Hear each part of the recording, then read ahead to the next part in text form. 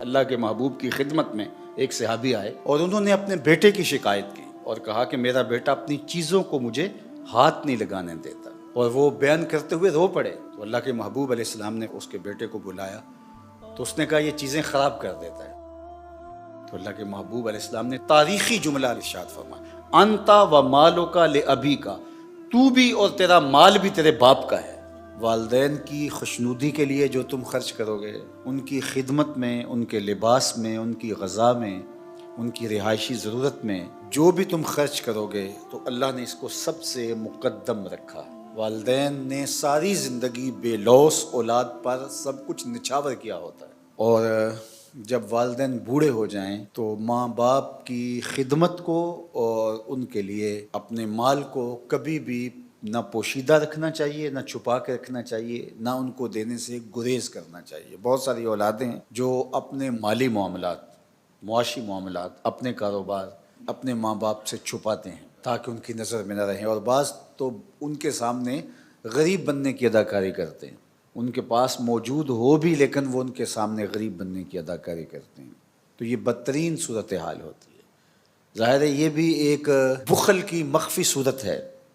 انسان جب ہونے کے باوجود غریب بننے کی اداکاری کرتا ہے تو یہ بخل کی ایک مکارانہ شکل ہے کہ لوگ کہیں کہ یہ تو بیچارہ کسی قابل نہیں ہے، تو ماں باپ کے سامنے آپ کی کوئی چیز پوشیدہ نہیں ہونی چاہیے۔ تو فرمایا تمہارے مال کا سب سے زیادہ حقدار کون ہے؟ فللوالدین، یہ والدین کے لیے ہے۔ انہوں نے اپنا جگر کاٹ کے تمہیں کھلایا، اپنے کلیجے کی غذا تمہیں فراہم کی۔ چاہے وہ جتنے مرضی لمبے سجدے کرتا رہے، اس کا رب عرش کا رحمان اس پہ راضی نہیں ہو سکتا۔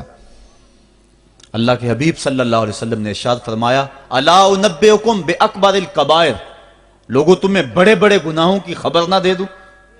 صحابہ نے عرض کی کیوں نہیں یا رسول اللہ، آپ ارشاد کریں۔ فرمایا الاشراک باللہ وعقوق الوالدین وجلس وکان متکئا، قال الا وقول الزور والشہادۃ الزور۔ حضور فرمایا ایک اللہ کے ساتھ کسی کو شریک ٹھہرانا، اور دوسرا کسی انسان کو قتل کرنا، تیسرا والدین کی نافرمانی کرنا۔ اور حضور اس موقع پہ ٹیک لگائے بیٹھے تھے، ٹیک چھوڑ کے آگے ہو گئے، وَجَلَسَ وَكَانَ مُتَّكِئًا، آگے ہو گئے، اور حضور نے 3 مرتبہ اس بات کو کہا، اور پھر فرمایا اور جھوٹی گواہی دینا اور جھوٹی شہادت دینا۔ تو یہ وہ ہیں جو بڑے بڑے گناہ ہیں۔ میں نے ایک روایت میں پڑھا ہے، حضور نے ارشاد فرمایا جنت کی خوشبو 1000 سال کی مسافت سے آنا شروع ہو جائے گی۔ جب لوگ جنت میں جائیں گے تو 1000 سال کی مسافت دور ہی ہوں گے کہ جنت کی خوشبو آنا شروع ہو جائے گی، لیکن 4 اشخاص ہیں جو جنت کی خوشبو نہیں پا سکیں گے۔ وہ کون کون سے ہیں؟ ایک قاطع الرحم، جو رشتہ داریاں توڑتا ہے، کبھی اس سے لڑائی، کبھی اس سے لڑائی، کبھی اس سے لڑائی، حالانکہ حکم ہے سل من قطعک وات من حرمک، جو تجھ سے تعلق توڑے تو اس سے تعلق جوڑ، جو تجھے محروم رکھے تو اس کی جھولیاں بھر دے۔ تو جو رشتہ داریوں کو توڑتا ہے، مقدس رشتوں کو پامال کرتا ہے، بلکہ والدین کے حوالے سے یہ بات بھی سن لیں، بعض اوقات والدہ اپنی بہن سے ناراض ہو جاتی ہے، باپ اپنے بھائیوں سے ناراض ہو جاتا ہے، تو اولاد کو کہتا ہے کہ نہ ملنا، اپنے جو ہے وہ چچا تائے سے نہ ملنا، ماں کہتی ہے اپنی خالہ سے نہ ملنا، تو اب کیا حکم ہے، ملیں کہ نہ ملیں؟ تو علماء نے اس پہ گفتگو فرمائی ہے کہ قطع رحمی حرام ہے، اور ماں قطع رحمی کا حکم دے رہی ہے، کہتی ہے، اور بندہ سوچتا ہے، بچہ سوچتا ہے کہ میری خالہ تو میری ماں کے پیچھے، میرے چچا میرے تائے تو میرے باپ کے پیچھے ہیں، جب باپ نہیں ملتا تو میرے کیا لگتے ہیں، جب ماں نہیں ملتی تو خالہ اور ماموں میرے کیا لگتے ہیں؟ تو وہ ماں کے پیچھے اور باپ کے پیچھے لگ کر ان عظیم رشتوں کو چھوڑ دیتا ہے، جبکہ لا طاعت المخلوق فی معصیت الخالق، خالق کی معصیت میں مخلوق کی اطاعت نہیں ہوگی۔ تو جو یہ چیزیں ہیں قطع رحمی نہیں کی جائے گی۔ علماء نے یہاں طریقہ یہ بیان کیا ہے کہ والدین سے چوری ملے تاکہ ان کا بھی دل نہ دکھے لیکن ان سے تعلق نہ توڑے، چونکہ قطع رحمی کے زمرے میں نہ آئے۔ تو 4 اشخاص ہیں قیامت کے دن جو جنت کی خوشبو بھی نہیں پائیں گے، ان میں سے ایک قطع رحمی کرنے والا، دوسرا بوڑھا زانی، اور تیسرا تکبر کی وجہ سے ٹخنوں سے نیچے شلوار لٹکانے والا، اور چوتھا والدین کی نافرمانی کرنے والا۔ حضور فرمایا یہ 4 اشخاص ایسے ہیں کہ جو جنت کی خوشبو بھی نہیں پائیں گے. اور ایک اور 4 اشخاص کی کہانی سنو. حضور نے ارشاد فرمایا اے عمر اگر مجھے لوگوں کے سست ہو جانے کا ڈر نہ ہو تو میں تمہیں یہ بات کہوں کہ اس خبر کو جا کے گلی بازاروں میں بتا دو اور 4 اشخاص کی جنت کی گواہی دے دو کہ انہیں جنت میں جانے سے کوئی شے نہیں روک سکتی. عرض کی حضور کون کون؟ فرمایا ایک وہ عورت جس نے اپنی ساری محبتیں اپنے خامد پہ نچھاور کر دیں اور وہ اس حال میں مری کہ اس کا خامد اس پہ راضی تھا. جنت میں جانے سے اس کو کوئی شے نہیں روک سکتی. اور دوسرا وہ شخص جس کے بچے زیادہ ہیں، ذرائع آمدنی تھوڑے ہیں، لیکن اس نے اپنے بچوں کے پیٹ میں حرام کا لقمہ نہیں جانے دیا، محنت کرتا رہا، اوور ٹائم لگاتا رہا، مزدوری کرتا رہا اور اپنے بیٹوں کے لیے رزق حلال کی تلاش میں رہا. وہ بوڑھی کمر پہ بوریاں اٹھا اٹھا کے کام کرتا تھا اور اپنی کثیر اولاد کی پرورش کے لیے اس نے محنتیں بلی کی اور ان کو حرام کا لقمہ نہیں کھلایا. فرمایا قیامت کے دن اس کو بھی جنت میں جانے سے کوئی شے رکاوٹ نہیں پیدا کر سکتی. اور تیسرا حضور نے فرمایا وہ شخص کہ جو اپنے والدین کے ساتھ حسن سلوک کرے اور اس کے والدین اس پہ خوش ہوں، اس پہ راضی ہو جائیں. اور چوتھا وہ شخص کہ جس نے ایسی سچی توبہ کی کہ گناہوں کی طرف پلٹنا اس کے لیے اتنا مشکل تھا جس طرح جانور کے تھن سے نکلا ہوا دودھ واپس نہیں جا سکتا، وہ گناہوں کی دنیا میں دوبارہ نہیں جا سکتا. تو یہ فرمایا یہ 4 شخص ایسے ہیں عمر اگر اس بات کا ڈر نہ ہو کہ لوگ سست پڑ جائیں گے تو ان 4 اشخاص کے بارے میں شہادت دے دو کہ یہ دنیا پہ چلتے پھرتے جنتی. تو ماں باپ کی خدمت کرنے والا، ماں باپ کو راضی رکھنے والا یقیناً اللہ کی نعمتوں کا حقدار ہے. وہ بدبخت ہیں بیٹے جو ماں باپ کو راضی نہیں رکھتے. اللہ کے حبیب صلی اللہ علیہ وسلم کی خدمت میں ایک شخص حاضر ہوا اور اس نے اذن جہاد طلب کیا. حضور میں جہاد پہ جانا چاہتا ہوں، مجھے اجازت مرحمت فرمائے. حضور نے فرمایا احیٌ والدا کا، کیا تیرے والدین زندہ ہیں؟ کالا نعم. عرض کی ہاں حضور میرے والدین زندہ ہیں. کالا ففیہما فجاہد، کہا جا ان کی خدمت کر، یہی تیرا جہاد ہے. ماں باپ کو بلکتا ہوا چھوڑ جائے اور آپ جہاد پہ چلا جائے، ماں فالج میں گری ہوئی ہے اور بیٹا تبلیغی گشت پہ چلا جائے، باپ تڑپ رہا ہے اور بیٹا پیر کی چوکھٹ پہ جھاڑو دیتا پھرے، اللہ راضی نہیں ہوگا. میں سچ کہتا ہوں اپنے بھی خفا مجھ سے ہیں بیگانے بھی ناخوش کہ میں زہر حلاحل کو کبھی کہہ نہ سکا کند. بات وہی کہتا ہوں سمجھتا ہوں جسے حق، نئے ابلۂ مسجد ہوں نئے تہذیب کا فرزند. محمد عربی صلی اللہ علیہ وسلم سے بڑا پیر کون ہو سکتا ہے؟ لیکن حضرت وہ ویسے کرنی نہیں آ رہے. آقا کریم اپنے بٹن کھولتے ہیں اور کرن کی طرف، یمن کی طرف رخ کر کے لمبی سانسیں لیتے ہیں اور کہا میں رحمان کی خوشبو پا رہا ہوں. ایک دن صحابہ نے پوچھا بندہ نواز جس کے لیے تڑپتے ہو، جس کی ٹھنڈی ہوائیں آپ کو آ رہی ہیں، وہ آپ کا بڑا پیار کرنے والا ہے؟ کہا ہاں میرے سے بڑی محبت کرتا ہے. تو کہا پھر اتنی محبت کرتا ہے تو یمن تو دور نہیں ہے، بلال حبش سے آ گیا، سلمان فارس سے آ گیا، سہیب روم سے آ گیا اور وہ یہاں یمن سے نہیں آ سکا؟ فرمایا اس کی بوڑھی اور نابینا ماں ہے جس کی خدمت اس کو نہیں آنے دیتی. اللہ اکبر. اب حضرت اویس کرنی نہیں آئے لیکن خیر التابعین کہلائے. آئے نہیں لیکن حضور ان کی یاد میں تڑپ رہے. اللہ، بلکہ حضور نے فرمایا کہ کوئی جائے اویس بن عامر کو ملے اور جب ملے تو اس کو کہنا میری امت کی بخشش کی دعا کرے. جو ماں باپ کی خدمت کرتا ہے اس سے ثابت ہوا اس کی دعائیں قبول ہوتی ہیں. میں نے ایک روایت میں پڑھا ہے کہ جو آدمی روزانہ اپنے والدین کے لیے دعا کرے، والدین زندہ ہوں تب بھی، والدین فوت ہو گئے ہوں تب بھی، یہ عادت بنا لے، روزانہ ماں باپ کے لیے دعا کرے، ساری زندگی اس کے رزق میں بے برکتی نہیں آئے گی، اللہ اس کو رزق کی فراوانی عطا کر دے گا. اور جو والدین کے لیے دعا نہیں کرتا اللہ تعالیٰ کی رحمتوں سے محروم ہو جاتا ہے. حضرت ابو ہریرہ رضی اللہ تعالیٰ عنہ جب بھی ہاتھ اٹھاتے تھے تو یہ دعا کرتے تھے اللہم اغفر لابی ہریرہ ولامی ولمن استغفر لہما. اے اللہ ابو ہریرہ کو بخش دے، حضرت ابو ہریرہ کی ماں کو بخش دے، اور قیامت تک جو ہم دونوں کے لیے بخشش کی دعا کرے اس کو بھی بخش دے. حضرت امام محمد بن سیرین ایک بزرگ ہوئے تابعی، جب بھی دعا کرتے تھے یہ دعا ضرور کرتے تھے، اے اللہ ابو ہریرہ کی بخشش کر دے۔ کسی نے کہا کہ تمہیں ابو ہریرہ رضی اللہ تعالیٰ نے ان کی ماں سے بڑی ہمدردی ہے؟ کہا ان سے جو ہمدردی ہونی ہے وہ تو ہونی ہے۔ انہوں نے کہا ہوا ہے اے اللہ ابو ہریرہ اور ان کی ماں کو بخش دے، جو ان کے لیے دعا کرے اس کو بھی بخش دے۔ تو میں دعا کر کے اپنی بخشش پکی کر رہا ہوں۔ تو والدین کے لیے دعا کرنا اللہ کی رحمت کو دعوت دینا ہے۔ تو فرمایا کہ جاؤ اویس بن عامر کو جانا اور جا کے اس کو میری امت کے لیے دعا کا کہنا۔ حضرت سیدنا عمر فاروق حضرت علی المرتضیٰ گئے، جا کے ڈھونڈا، تلاش کیا، اویس بن عامر ملے، حضور کا سلام کہا، بس پھوٹ پھوٹ کے رونے لگے۔ کہا بتاؤ میرے رسول کے لبوں پہ میرا نام کیسے آیا تھا؟ حضور میرا جب تذکرہ کرتے تھے کیسے کرتے تھے؟ یہ درد دیکھا تو بولے کہ کیا آپ اتنی محبت رکھتے ہیں تو پھر ملنے کیوں نہیں آئے حضور کو؟ اتنا جو پیار رکھتے ہیں تو زیارت کرنے کیوں نہیں آئے؟ تو حضرت اویس کرنی نے بات کے رخ کو بدلا، کہا تم نے میرے رسول کو دیکھا؟ تم نے میرے رسول کی زیارت کی ہے؟ کہا ہاں ہم تو صبح و شام وہاں رہے ہیں۔ کہا پھر بتاؤ حضور کے یہ ابرو جڑے ہوئے تھے یا کھلے ہوئے تھے؟ اب دونوں حیران ہو گئے۔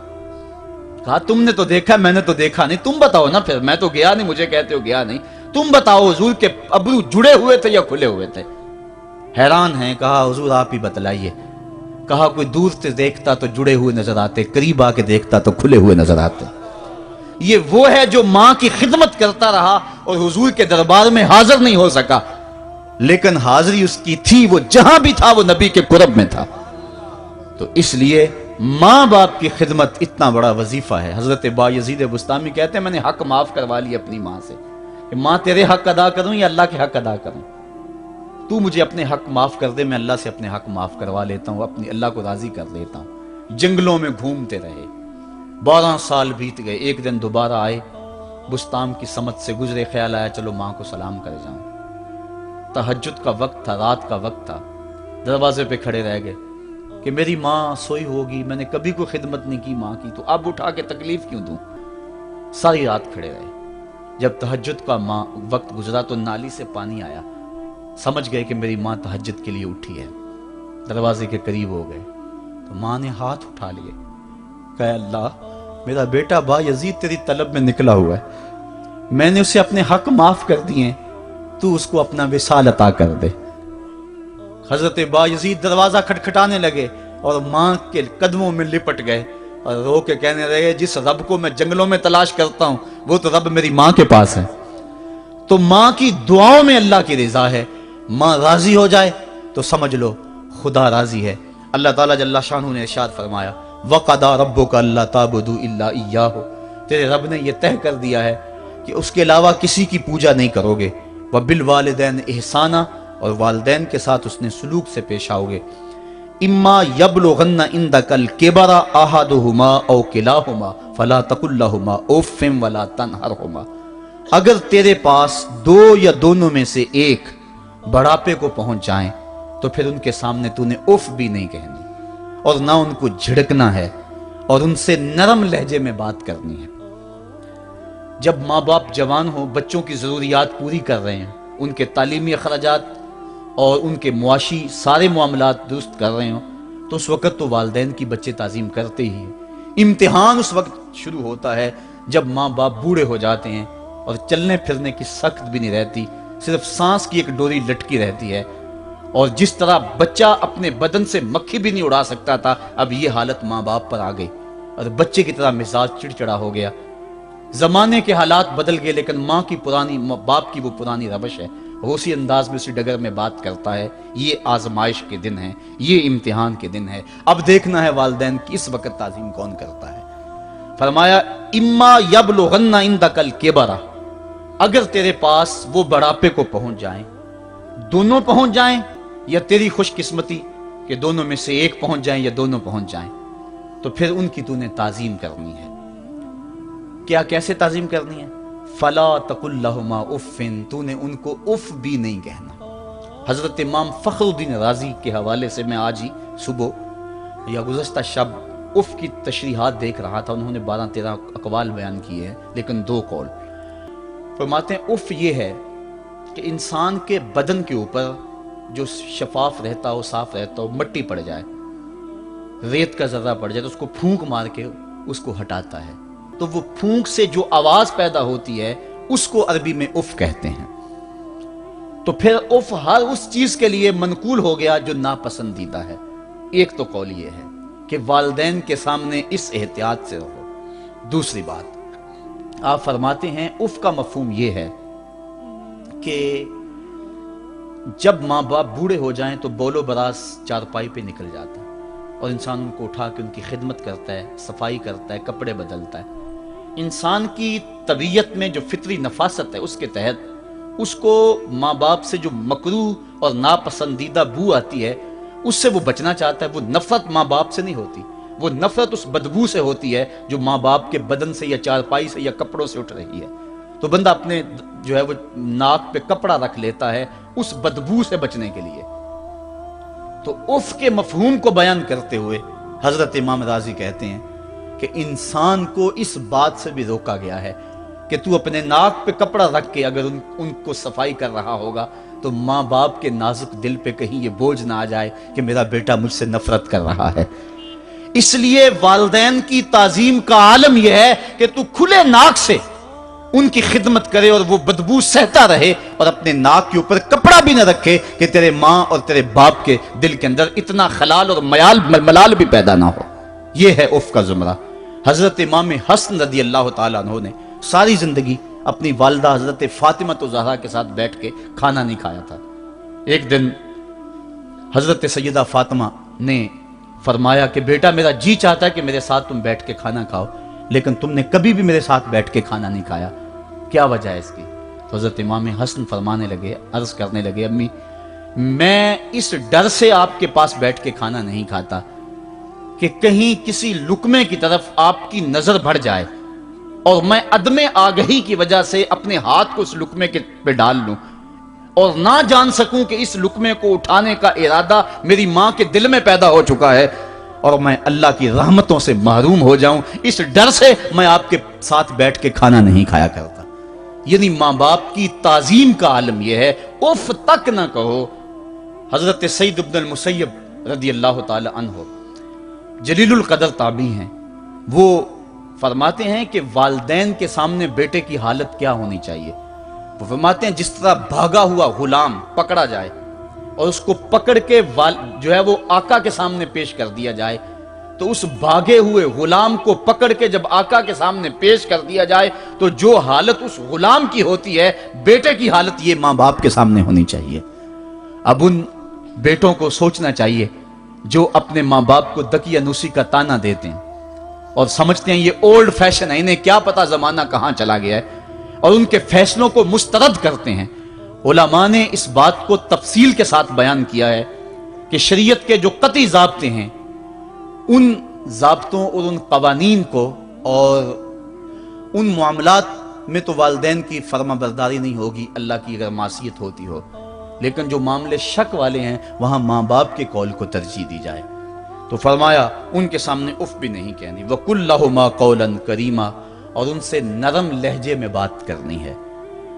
وَاخْفِضْ لَهُمَا جَنَاحَ الذُّلِّ مِنَ الرَّحْمَةِ، اور ان سے بات اور ان کے لیے اپنے بازو بچھا لینے ہیں نرم دلی کی وجہ سے، نرمی کی وجہ سے۔ جب جانور زمین کی طرف رخ کرتا ہے، اوپر سے نیچے کی طرف آتا ہے تو اپنے پروں کو سکیڑ لیتا ہے، تو اس کے لیے یہ لفظ بولے جاتے ہیں وَاخْفِضْ لَهُمَا جَنَاحَ۔ تو اللہ تعالیٰ فرمایا جس طرح وہ جانور عزت سے اپنے بازو سکیڑ لیتا ہے اور پھیلاتا نہیں ہے، والدین کے سامنے تیری اکڑ، تیرا عہدہ، تیرا منصب، تیری شانیں، تو بڑا اونچا ہے، لوگ تجھے سلوٹ کرتے ہیں، تیرے ہاتھ چومتے ہیں، تجھے سلام کرتے ہیں، اونچی کرسیوں پہ تو بیٹھتا ہے، لیکن وہ سب وہاں چھوڑ دے اور ماں کے قدموں میں عاجز بن کے بیٹھ جا، باپ کے قدموں میں عاجز بن کے بیٹھ جا، وہاں اپنی اس کسی چیز کا لحاظ رکھ، پرندہ اوپر کوڑے تو پر کھولے، لیکن جب نیچے آئے تو پروں کو سمیٹ لے، تیرا عہدہ، تیرا منصب باہر رہے، جب ماں باپ کے پاس آئے اس وقت تو مؤدب غلام کی صورت میں اپنے والدین کے سامنے کھڑا۔ وَقُلْ رَبِّ ارْحَمْهُمَا كَمَا رَبَّيَانِ صَغِيرًا، اور اگلا حق یہ بیان فرمایا کہ اللہ کی بارگاہ میں عرض کر رہا ہے اللہ میری ماں پر بھی اور میرے باپ پر بھی رحم فرما دے، جس طرح میں چھوٹا تھا اور میرے اوپر انہوں نے رحم فرمایا۔ انسان ماں باپ کے حق دے ہی نہیں سکتا. حضور نے ارشاد فرمایا کہ انسان ماں باپ کے حق نہیں ادا کر سکتا الا یہ کہ ان کو غلام پائے اور خرید کر آزاد کر دے. اس کے علاوہ کوئی صورت ایسی نہیں ہے. ایک شخص نے حضور کی خدمت میں حاضر ہو کے عرض کیا حضور میں اپنے والدین کی بڑی خدمت کی ہے. اس کو امام حقی نے لکھا ہے. اور جن مراحل سے میں گزرتا رہا ہوں ان مراحل سے میرے ماں باپ گزرے ہیں اور میں نے ان کی خود خدمت کی ہے. آج بیٹے بیویوں پہ کام چھوڑ دیتے ہیں کہ بیوی خدمت کرے گی. احسان دانش کہتا ہے کہ میں نے اپنی بیوی کو ہاتھ نہیں لگانے دیا. میں نے کہا میرے ماں باپ ہے، یہ خدمت اور کوئی حاصل کیوں کرے، یہ تو میں حاصل کروں گا. تو ساری خدمت میں نے خود کی. جس طرح انہوں نے نوالے توڑ توڑ کے میرے منہ میں ڈالے میں نے بھی حضور ایسے کیا. جس طرح میرے لیے میری ماں رات جاگتی رہی میں بھی اپنی ماں کے لیے جاگتا رہا. جن مراحل سے میرے لیے وہ گزرے تھے اتفاقاً میرے حالات، میرے ماں باپ کے حالات ایسے پیدا ہو گئے کہ میں نے اسی طرح اپنے ماں باپ کی پرورش کی ہے اور میں اپنے ماں باپ کی جو ہے وہ میں نے خدمت کی ہے. تو کیا میں نے اپنی ماں کا اپنے باپ کا حق ادا کر دیا ہے؟ تو حضور نے ارشاد فرمایا تو نے ایسے ہی خدمت کی ہوگی، لیکن جب تیری خدمت تیری ماں کرتی تھی تو ساتھ ساتھ تیری زندگی کی دعائیں مانگتی تھی. اور جب باپ بوڑھا ہو گیا تھا، ماں بوڑھی ہو گئی تھی، آزاد شل ہو گئے تھے، فالج میں مبتلا تھے، تو ان کے لیے زندگی کی دعائیں تو نہیں مانگتا تھا. تو یہ کہتا تھا اللہ انہیں پردہ دے دے.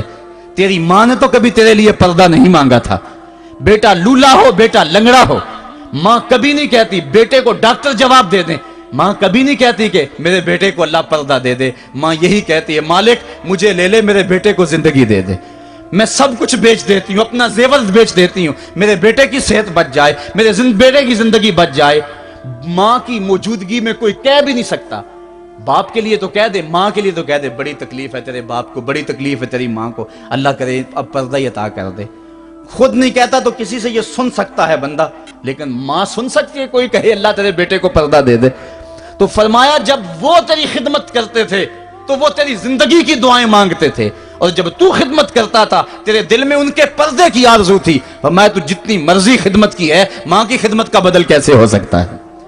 تو ماں باپ کی خدمت انسان کر ہی نہیں سکتا تو پھر کیا کرے؟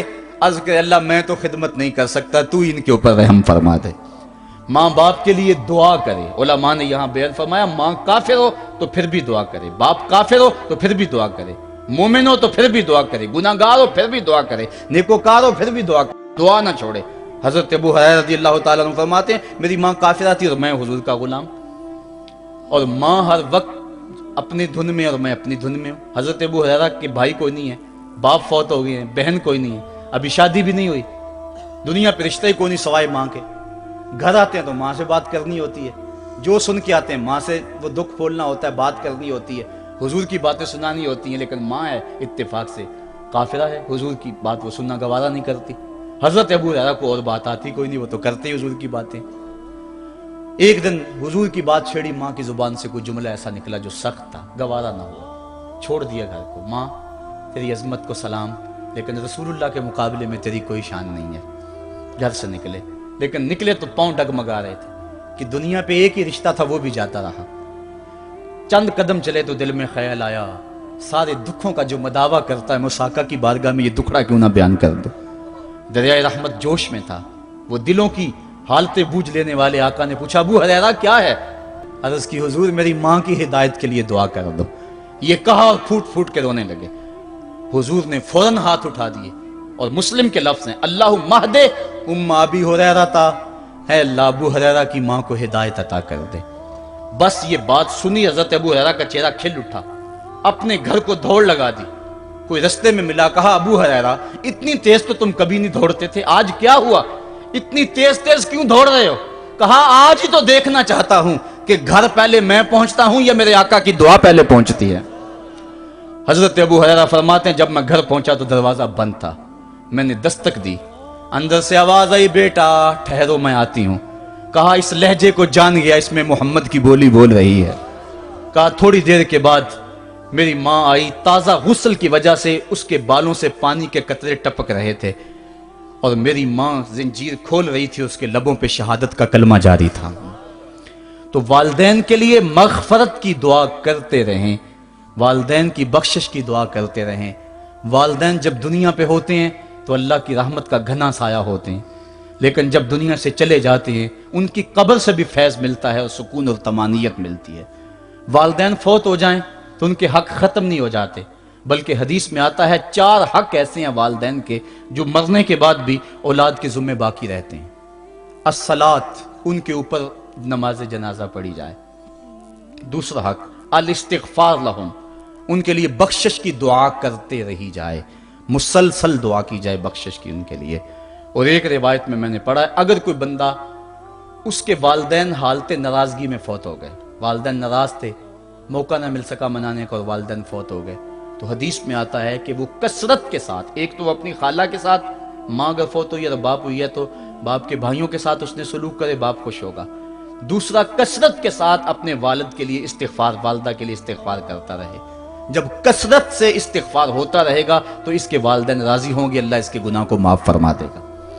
دوسرا حق والدین کا یہ ہے استغفار لہم، ان کے لیے بخشش کی دعا کی جائے، حدیث میں آتے ہیں۔ تیسرا حق بر الاصدقاء، ماں کی سہیلیوں، بہنوں اور رشتہ داروں کے ساتھ، اور باپ کے دوستوں، بھائیوں اور رشتہ داروں کے ساتھ اس نے سلوک کیا جائے۔ اور چوتھا حق انجاز الوعد، وعدوں کو پورا کرنا، یعنی ماں نے یا باپ نے جو وعدے کیے ہوئے تھے، مسجد سے کوئی وعدہ تھا، مدرسے سے وعدہ تھا، کسی فلاحی تنظیم سے وعدہ تھا، کسی غریب سے اعانت کا وعدہ تھا، یا ان کا معمول تھا اعانت کرنے کا، تو جو ان کے معمولات ہیں اچھائی کے، ان کو جاری رکھا جائے اور اس سلسلے کو باقی رکھا جائے۔ تو یہ 4 حق ایسے ہیں جو والدین کے مرنے کے بعد بھی اولاد کے ذمے باقی رہتے ہیں۔ والدین اللہ کی بہت بڑی نعمت ہیں، جب یہ سایہ سر سے اٹھ جاتا ہے تو پھر پتہ چلتا ہے کتنا گھنا سایہ تھا۔ صاحبو، جن کے والدین زندہ ہیں وہ ان کی زندگی کو غنیمت سمجھیں، اور جن کے والدین کا گھنا سایہ ان کے سر سے اٹھ گیا ہے وہ ان کے لیے استغفار اور کثرت دعا سے ان کی رضا حاصل کرنے کی کوشش کریں۔ اللہ تعالیٰ نے والدین کی رضا میں ہی اپنی رضا کو چھپا کے رکھا ہوا ہے، اور یہ والدین اتنا بڑا سرمایہ ہے۔ میں آپ حیثیت کیا رکھتے ہیں، خود امام الانبیاء صلی اللہ علیہ وآلہ وسلم نے والدین کی آرزو کی ہے۔ حدیث میں آتا ہے، امام سیوطی نے اس کو الحابل الفتاوی میں لکھا ہے، امام حیثمی نے بھی اس کو کنز الاموال میں لکھا ہے۔ ایک دن حضور نماز عشاء پڑھانے آئے، نماز عشاء پڑھانے کے لیے مصلی پہ کھڑے ہوئے، تا حد نظر صحابہ تھے، حضور کو دیکھ کر ادب سے کھڑے ہو گئے، بس آنکھیں چھلکنے لگی۔ پھر حضور نے روتے روتے کہا، لو ادرکت والدی او احدہما، کاش آج میرے ماں باپ زندہ ہوتے، یا ان میں سے کوئی ایک ہی زندہ ہوتا۔ انسان نے دکھوں کی زندگی گزاری ہو، بعد میں اللہ خوشحالیاں دے دے، تو انسان آرزو کرتا ہے کہ کاش آج میرے ماں باپ زندہ ہوتے، میرے دکھوں بڑا دور دیکھا تھا، آج سر پہ عزتوں کی سجی ہوئی دستار بھی دیکھتے، میری غربت دیکھی تھی، دولت کی ریل پیل بھی دیکھتے، میرے گھر میں پریشانیاں دیکھی تھی، میرے گھر کے آنگن میں محبتوں کے کھلے ہوئے گلاب بھی دیکھتے۔ آرزو کرتا ہے، تمنا کرتا ہے۔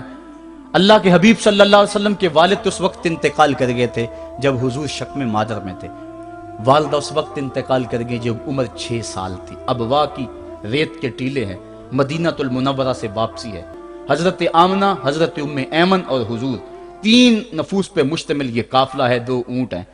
حضرت آمنہ کو بخار ہو گیا، جان گئی کہ یہ میرا بخار جان لیوا ثابت ہوگا۔ ام ایمن کو بلایا، حضور کا ہاتھ پکڑ کے ان کے ہاتھ میں دیتے ہوئے کہا، ام ایمن، میرے اس بیٹے کو بحفاظت امیر قریش عبد المطلب تک پہنچا دینا۔ اور پھر اپنے بیٹے کو پاس بٹھایا، سر پہ ہاتھ رکھا، پیار کرنا چاہا اور کوئی باتیں کرنا چاہیں، لیکن ضبط کے سارے پیمانے ٹوٹ گئے، آنکھوں سے آنسو نکلنے لگے۔ بیوہ ماں نے جب اپنے در یتیم کے سر پہ ہاتھ رکھا تو پھر عرب کی ریت کے ذرے بھی رونے لگے۔ سیدہ آمنہ نے روتے ہوئے چند جملے کہے جو ابن حشام نے محفوظ کیے، کہا، بیٹا، ہر نئی چیز نے پرانی ہو جانا ہے اور ہر باقی نے فنا ہو جانا ہے، میں بھی جا رہی ہوں، وہ ذکری باک، لیکن میرا ذکر نہیں مٹے گا، وہ ولد تو تہرا، اس لیے کہ تیرے جیسا پاکیزہ بیٹا چھوڑ کے جا رہی۔ جن ماؤں کے بیٹے اتنے اچھے ہوں ان ماؤں کا تذکرہ نہیں مٹا کرتا۔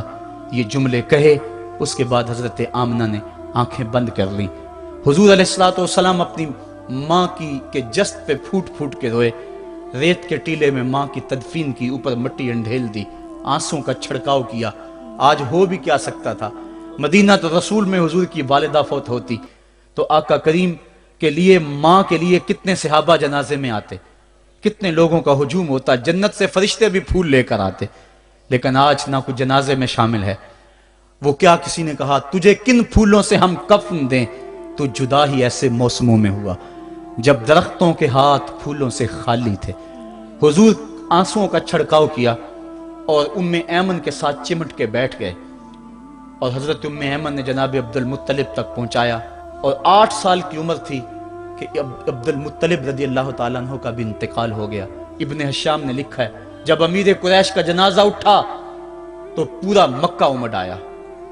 और एक बच्चा था जिसकी उम्र 8 साल होगी, वो कभी इस दीवार से लग के रोता था, कभी उस दीवार के साथ लग के रोता था। फिर शाब अबी तालिब की सख्तियां भी झीली, आमुल हुज़न का गम भी काटा, ताइफ के बाजारों में पत्थर भी खाए, पत्ते खा खा के भी गुजर औकात हुआ। मक्के के बाजारों में ओजरियां भी डाली जाती रहीं, खुदे हुए गढ़ों का सामना भी किया, बिछे हुए कांटों से भी गुजरना पड़ा। लेकिन आज वो वक्त है कि अल्लाह ने हुक्म सादर कर दिया, पत्थर मारने वाले सुन लें, कांटे बिछाने वाले सुन लें, राह में गड़े खोदने वाले सुन लें, मेरे नबी की आवाज से अब तो आवाज भी ऊंची ना होने पाए। उम्र का सरमाया जाया कर दूंगा, तुम्हारे नामा अमाल में एक नेकी भी नहीं रहेगी। अगर नबी से मिलना चाहते हो डायरेक्ट ना आ जाओ, पहले घर जाओ, फिर कोई चीज लो, फिर बाजार जाओ, कोई फकीर ढूंढो, उसको सदका करो, फिर मेरे नबी की चौखट पे आओ, तुम्हें पता चले किस चौखट पे आ रहे हैं। अदब के ज़ाब्ते सिखाए, खबरदार नबी के दरवाजे पे ऊंची आवाजें ना लगाना, बल्कि नबी की चौखट पे आके बैठ जाओ। नबी अपनी मर्जी से आए तो अपने दिल की हाजत कह लो। कुरान उतर चुका है, अदब की आयतें नाज़िल हो चुकी हैं। आका करीम घर से निकले, सहाबा अदब से खड़े हो गए। हुजूर की नजर पीछे पलट के 6 साल की उम्र में अबवा की रेत के टीलों में गर्दिश करने लगी। और फिर आका ने रोते रोते फरमाया, काश आज मेरी माँ जिंदा होती और मैं लोगों को नमाज शाब पढ़ा रहा होता और उसमें सूरा फातिहा की तिलावत कर रहा होता, फिर मेरी माँ को मेरे साथ कोई काम याद आ जाता। मेरी माँ दरवाजे की चिलमन को सरका के कहती, इब्नी मोहम्मद, मेरे बेटे मोहम्मद मेरी बात सुनो। फरमाया, लोगों मैं अपनी नमाज तोड़ के पहले माँ की बात को सुन लेता। ये माँ है जिसकी मोहब्बत को मुस्तफ़ा करीम ने भी महसूस किया है। ऊंची मसनदों पे बैठने का वो मजा नहीं जो माँ के कदमों में बैठने का मजा है। और वो क्या कहा था खुर्शीद गिलानी ने, वो कहता है कि 5 स्टार होटलों में खाना खाने में वो लुत्फ कहां जो चूल्हे पे पास बैठ के माँ के हाथों से पकी हुई चपातियां खाने में मजा है। और आली जनाब हजरत साहब और आला और भारी और भरकम लफ्ज सुनने में और गार्ड ऑफ ऑनर का मुआयना करने में वो लज्जत कहां है जो माँ के ओए बबलू कहने के अंदर रखा गया है। माँ जब बोलती है तो उसके लहजे में जिब्रील बोलता है। माँ जब मुस्करा के देख लेती है तो लगता है जन्नत की सारी कलियां खिल उठी हैं। एक शख्स ने सेने हरम में अपनी माँ को अपने कंधों पे सवार करा के तवाफ करवाया और फिर हुजूर की खिदमत के पास में हाजिर हुआ। अर्ज की, हुजूर मैंने क्या अपनी माँ का हक अदा कर दिया है? कहा, तू तो उसकी एक मुस्कुराहट का बदल नहीं दे सका। माँ जब मुस्कुराती है तो उसके लहजे में इतनी मठास होती है, मैं कहता हूं सारी दुनिया के शहद निचोड़ दिए जाएं उतनी मोहब्बत पैदा नहीं होती जितनी मोहब्बत माँ के लहजे में है। जब वो बेटे को ओए बबलू ओए मिट्ठू कह के पुकारती है, ओए बेटा कह के पुकारती है, आवाज देती है, तो माँ के लहजे के अंदर वो रस घुल रहा होता है कि हूरें भी आफरीन आफरीन कर रही होती हैं। माओ के बेअदब हाथ जोड़ के माओ से माफी मांग लें, बाप के गुस्ताख हाथ जोड़ के बाप से माफी मांग ले। ये सरमाया जिंदगी में नहीं मिलेगा। अमूमन कदर नेमत जवाले नेमत के बाद होती है। आओ माँ बाप की कदर को पहचानें और अल्लाह की रहमतों को लूटें। अल्लामा इकबाल की जब वालदा फौत हुई तो वो फूट फूट के रोए। जवान होने के बावजूद उनकी आंखों से आंसू नहीं थमते थे और फिर रोते रोते कहते थे, वतन में होगा अब किसको मेरा इंतजार, कौन मेरा खत ना आने से रहेगा बेकरार, आरज़ू लेके तेरी खाक के तुरबत पे आऊंगा, अब दुआए नीम शब में किसको मैं याद आऊंगा, कौन पिछले पहर उठ के दुआ करेगा। माँ ही दुआ करती है। माँ के जब हाथ उठ जाते हैं तो इजाबत के सारे दरवाजे खुल जाते हैं। माँ जब बोलती है और दुआ के लिए हाथ उठा देती है, अल्लाह रहमत के सारे दरवाजे खोल देता है और करीब आके माँ की फरियाद को सुनता है। माँ की दुआ जो औलाद के हक में है, मजलूम की दुआ और मुसाफिर की दुआ, हदीस में आता है ये 3 दुआएं ऐसी हैं जो रद्द नहीं होती। تو ماں کی دعائیں لیں، ان کی خدمت کریں اور والدین کی رضا چاہیں۔ اللہ مجھے آپ کو توفیق عمل نصیب فرمائے۔ وآخر دعوانا الحمدللہ رب العالمین۔